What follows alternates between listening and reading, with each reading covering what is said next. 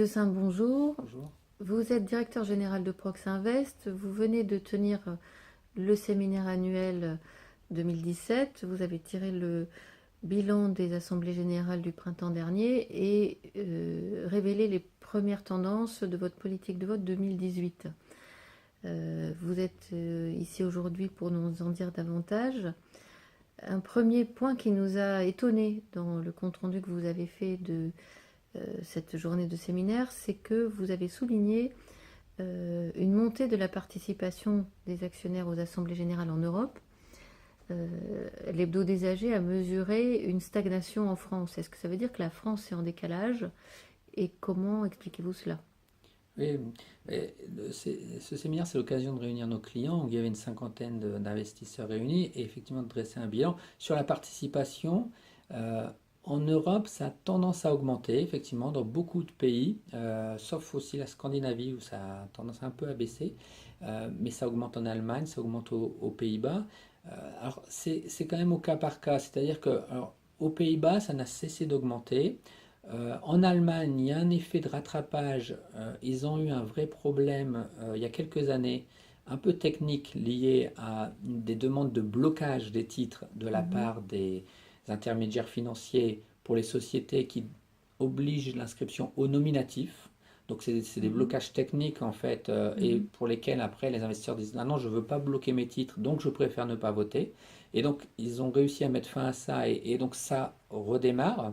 mhm. Dans beaucoup de pays, effectivement, ça se développe, notamment en Europe du Sud. La France, on a l'impression qu'elle a atteint effectivement un palier sur la participation. Ça avait beaucoup augmenté lorsqu'on a mis fin, enfin quand on a introduit la record date il y a quelques années. Mhm. Ensuite, ça augmente, il y a Vote Access qui s'est mis en place, donc ça a peut-être aidé. Là, on a atteint un palier. Si on veut aller plus loin, il y a deux solutions. Il y a la solution américaine. La solution américaine, où les taux de participation sont très élevés, mais où l'identification de l'actionnaire n'est pas très bonne, finalement. Il y a des doubles votes, parfois. Mhm. Mais qui est un modèle vraiment financé par l'émetteur. C'est-à-dire que vraiment, les sociétés payent, en fait, pour que tous les actionnaires reçoivent Mhm. le formulaire de vote et puissent voter. Et, mais c'est un modèle qui est peut-être pas très solide juridiquement, et donc il vaut mieux éviter. Après, il y a d'autres modèles, comme en Espagne, certaines sociétés payent des attendance premium, donc des primes de participation. Donc si on vote, même à distance, en fait, on touche quelques centimes de plus par action. Mhm. Alors ça, bon, là, les taux de participation explosent, mais c'est pareil, bon, c'est un peu par opportunisme. Vous allez avoir des investisseurs qui vont voter pour finalement juste un petit gain financier. Donc c'est pas Mhm. non plus intéressant d'avoir des investisseurs qui votent juste comme ça pour gagner de l'argent. Et à la dernière voie, c'est ce qui va être introduit par la directive européenne sur les droits des actionnaires. Enfin, qu'on appelle donc désormais la directive pour l'engagement à long terme des actionnaires, qui sera transposée d'ici mi-2019 et qui quand même prévoit un certain nombre de dispositions pour faciliter l'exercice du droit de vote. Mhm. Les émetteurs vont pouvoir mieux identifier leurs actionnaires.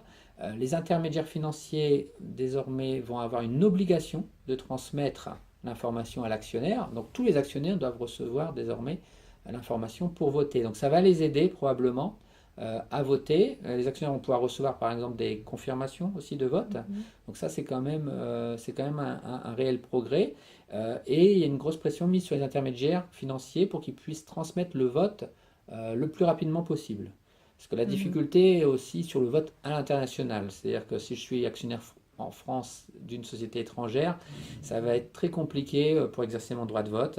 Mhm. Idem si je suis un Allemand qui veut voter en France, parfois ça va être très compliqué. Donc là, il y a une grosse pression qui est Mhm. mise, et il y a une grande question aussi qui se pose, c'est est-ce que l'exercice du droit de vote doit être Mhm. gratuit ou pas. Et ça, c'est lors de la transposition, c'est à Mhm. l'État français de dire si le droit de vote est un droit qui doit être exercé gratuitement, ou est-ce qu'il a le droit d'être facturé par son banquier qui gère notre compte titre. Donc vous vous attendez à une montée des quorums à partir de 2019. Oui, voilà, 2019, Mhm. peut-être 2020 en fait. D'accord. À partir de 2020, je pense que ça va Mhm. réaugmenter. Ouais.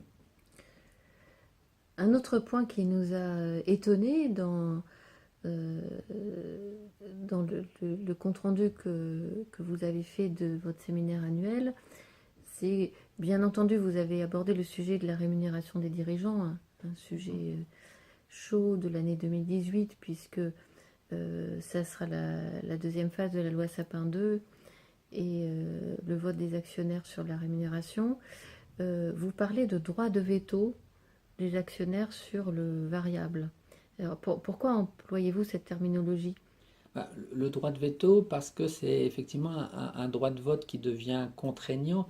C'est-à-dire qu'en fait, on ne peut plus, à partir de 2018 en France, verser de rémunération variable Mhm, sans avoir obtenu l'accord préalable d'une majorité des actionnaires. Donc, ce qui veut dire quand même que l'Assemblée générale a un droit de veto, en fait. Si mhm, elle dit non, on peut ne pas verser ces mhm, rémunérations. C'est vraiment sur la partie de la rémunération variable, en fait. Et donc, mhm, en 2017, on avait ce vote contraignant sur la politique de rémunération pour l'année à venir. Et on a, à partir de 2018, finalement, un vote individuel sur mhm, préalable au versement des rémunérations variables. C'est un droit de veto parce que si on regarde ce qui s'est passé par exemple en Suisse cette année, au Crédit Suisse, les actionnaires ont refusé les rémunérations variables. mhm, Et le Crédit Suisse a été obligé de finalement de verser 0 euro, donc aucun bonus à ses dirigeants.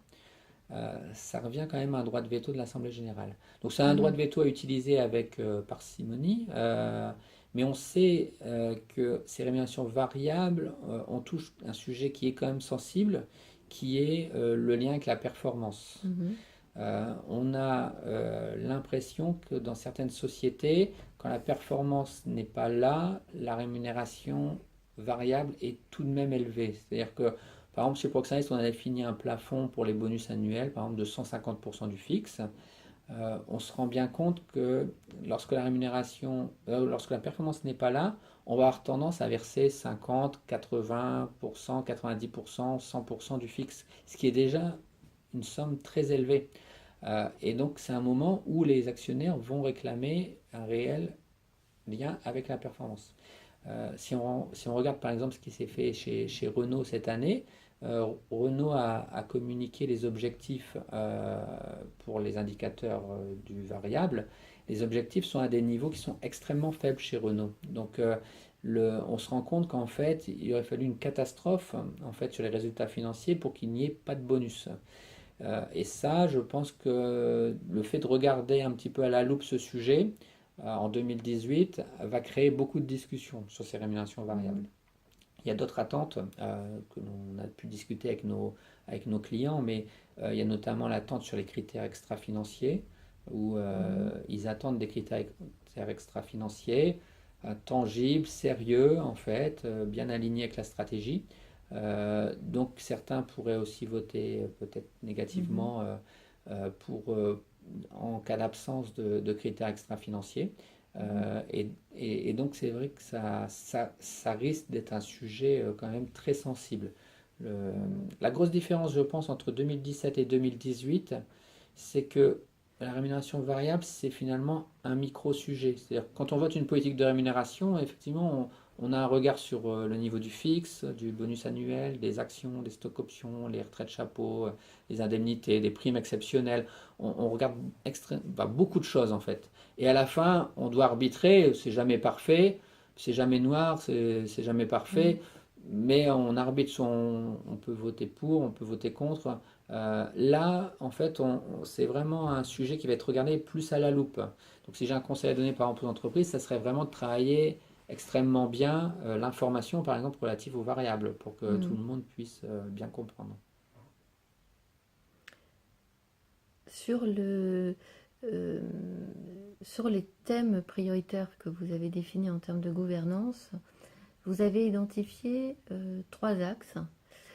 Est-ce que vous pouvez nous en dire un peu plus et surtout nous expliquer pourquoi ces trois axes et quels ont été les commentaires de vos investisseurs là-dessus? Oui, ben, en fait, on a défini des axes en priorité d'engagement actionnarial. C'est des sujets dont le calendrier nous semble en fait opportun. En fait, c'est une question aussi de calendrier. Le premier, c'est la question des PDG en fait, où on a tendance à l'oublier en France, mais le cumul de la fonction de directeur général et de président du conseil d'administration est réellement une exception française. Et sur ce sujet, on a énormément de PDG qui sont en renouvellement dans leur fonction d'administrateur en 2018. Mhm. Donc en fait, ça va être un sujet de discussion majeur juste parce qu'en fait, les PDG arrivent en renouvellement. C'est le moment de discuter avec les sociétés des contre-pouvoirs qu'elles ont pu mettre en œuvre en fait. Le Proxinvest a développé un certain nombre une politique de contre-pouvoirs que l'on attend. Et donc on a pu discuter avec les investisseurs la pratique de ces PDG, c'est-à-dire est-ce qu'ils avaient mis en place un administrateur référent indépendant avec une mission particulière. Est-ce qu'il y a une discussion entre cet administrateur référent et les investisseurs? Est-ce qu'ils ont généralisé ce qu'on appelle les executive sessions, c'est-à-dire le Mhm. fait que les administrateurs se réunissent régulièrement hors la présence du PDG en question? Et est-ce que le conseil est majoritairement indépendant? Donc il y a toute une palette Mhm. de comportements et de pratiques en fait finalement sur ces PDG. Je crois que dans le CAC 40 sur une douzaine, je pense, en renouvellement l'année prochaine, ce qui est beaucoup en fait. Presque en fait, ça va être à peu près la moitié des PDG sont en renouvellement en 2018. Donc voilà, c'est le calendrier qui fait que on met ce sujet en avant, en sachant que si vous observez le comportement des actionnaires lors des nominations ou renouvellement d'administrateurs, les trois raisons de la contestation sont d'abord l'absentéisme. Effectivement, si l'administrateur est absent à beaucoup de réunions, il y a beaucoup d'opposition. Il y a le cumul de mandats, c'est un Mhm. peu un sujet très lié sur leur disponibilité à bien faire leur travail. Et la troisième raison, c'est le cumul de ces fonctions. C'est-à-dire que les scores observés sur le renouvellement de PDG sont tout de même des scores d'opposition relativement élevés Mhm. par rapport à l'élection d'un administrateur normal. Le deuxième sujet qu'on a identifié comme une priorité d'engagement, c'est la question des droits de vote multiples. Mhm. C'est-à-dire que c'est pas que sur la France, là, c'est presque à l'international. Il y a beaucoup de bourses qui font des consultations sur l'intérêt d'autoriser la cotation de sociétés à droit de vote multiple. Dans beaucoup de pays, c'est interdit en fait. Et la France a déjà ce droit de vote double. Mais là, la question, c'est de savoir est-ce qu'il faut autoriser en France la création d'actions à droit de vote multiple pour, par Mhm. exemple, euh, intéresser des fondateurs à introduire leur société en bourse tout en gardant le contrôle. La réaction de nos clients est généralement très négative sur ce type de projet. Ils veulent conserver finalement la nature de la qualité d'actionnaire, cet affectio Mhm. societatis qui est qu'on participe à la vie d'une entreprise. Considérer que, par exemple, avec 10% du capital, on détient 90% des droits de vote, c'est finalement leur laisser 10%, c'est quasiment rien. Donc finalement, c'est un peu renier cet aspect démocratique à l'Assemblée générale et à la Mhm. participation auquel ils sont très attachés. Donc on y est plutôt défavorable. On a discuté les conditions dans lesquelles ça pourrait être un petit peu acceptable, c'est-à-dire peut-être pendant quelques Mhm. années, si l'écart sur ces droits de vote multiples n'est pas trop important, ce genre de choses. Mhm. Euh, et donc ça, c'était le deuxième sujet où on en a profité pour tirer un bilan de la loi Florange et mesurer. Vous savez que la loi Florange, finalement, les droits de vote double ont été insérés en 2015 et donc les petits droits de vote ont été créés en 2017, donc 2 ans après, ils Mhm. viennent d'être créés. Et donc ça nous a permis de faire un bilan de la dilution en droits de vote des actionnaires au porteur, en fait. Les clients de Proxinvest, en fait, sont des actionnaires Mhm. qui détiennent leur titre au porteur et donc se sont fait diluer aux assemblées générales Mhm. dans un certain nombre de sociétés qui ont profité de la loi Florange pour passer au droit de vote double. Donc ça reste un sujet majeur. Mhm. Et enfin, la dernière priorité d'engagement, elle est, elle est elle n'est peut-être pas liée directement à la gouvernance, mais il y a une directive européenne qui vient d'être votée et qui doit être transposée. Elle prévoit un certain nombre de nouveaux votes sur les transactions avec les parties liées. Ça Mhm. nous semble être un sujet clé. Il y a beaucoup trop de transactions en fait en France qui ont lieu avec des parties liées. C'est-à-dire que lorsque LVMH rachète Christian Dior Couture pour 6,5 milliards d'euros, il y a un conflit d'intérêts naturel de Bernard Arnault, qui est actionnaire de contrôle de LVMH, de Christian Dior, du groupe Arnault, et PDG du groupe, de LVMH. Il y a un vrai risque de survaloriser ces 6,5 milliards d'euros. Peut-être que l'entreprise valait que 5. Il n'y a pas eu de décision de l'Assemblée générale. C'est une décision uniquement du Conseil.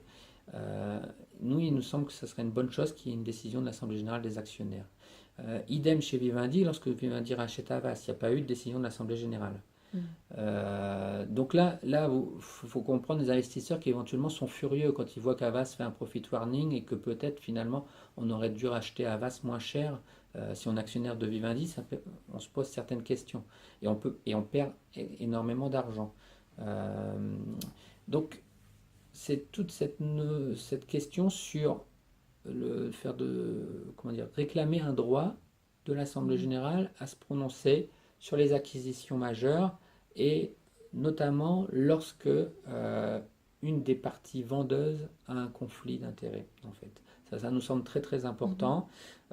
Et on a une réflexion actuellement en cours sur le rapprochement entre Alstom et Siemens, en se disant, c'est plus une réflexion de place à avoir, mais on constate que certains marchés, certaines bourses semblent mieux organisées que la France, que Paris.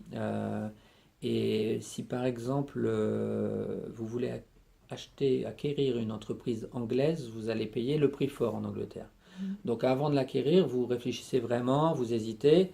Et si vous voulez le faire, ça a été le cas par exemple d'Elis, là c'était dans la blanchisserie qui a racheté le numéro 1 en Angleterre, Berendsen.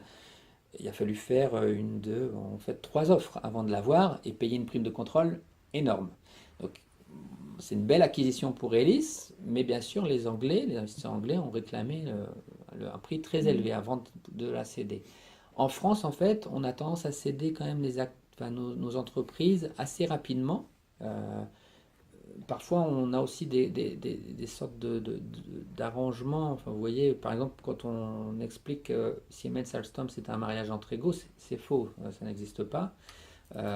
Encore moins quand Siemens va détenir 51% du capital, aura 6 sièges sur 11, c'est une prise de contrôle.